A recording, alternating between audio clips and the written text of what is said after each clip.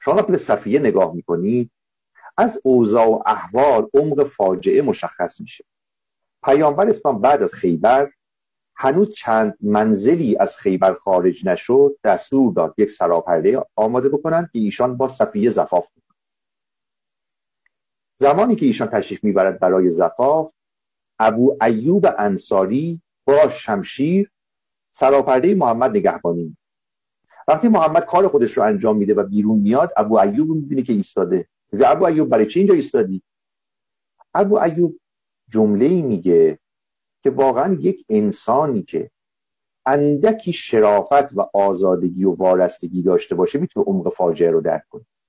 میگوید یا رسول الله، ما دیروز شوهر این زن، برادر این زن و قوم و خویشان او را کشتیم. من ترسیدم ایشان به جان شما سوء قصدی بکنه، برای همین اینجا با شمشیر ایستادم. شما دقت بفرمایید از این حال و هوا چه متوجه میشوید؟ این چه پیامبری است که با یک زنی که شوهر او یعنی کنانت ابن ربیع رو با شکنجه میکشن، قوم و خویش او رو میکشن، پدر او حوی ابن اخطب رو در بنی قریظه گردن میزنن و بعد محمد هنوز چند منزل خارج نشده از خیبر با او سراپرده تعیین میکنه که بتوان زفاف کنه. ببینید این عمق فاجعه هست.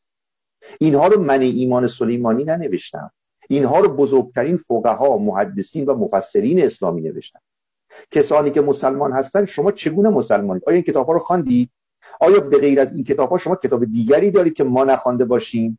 خب از کتابخانه خودتون به ما بدهید. بگید آقا جان شما ابن سعد رو رها کن، واقدی رو رها کن، طبری رو رها کن، مسعودی و یعقوبی و ابن هشام و ابن اسحاق و همه رو رها کن، بیا من به شما یک کتاب میدم از فلان مورخ است در زمان صدر اسلام که ایشان نوشته. شما این دانش خودتون رو از کدام کتاب درآورید که ما نخواندیم یا ما ندیدیم؟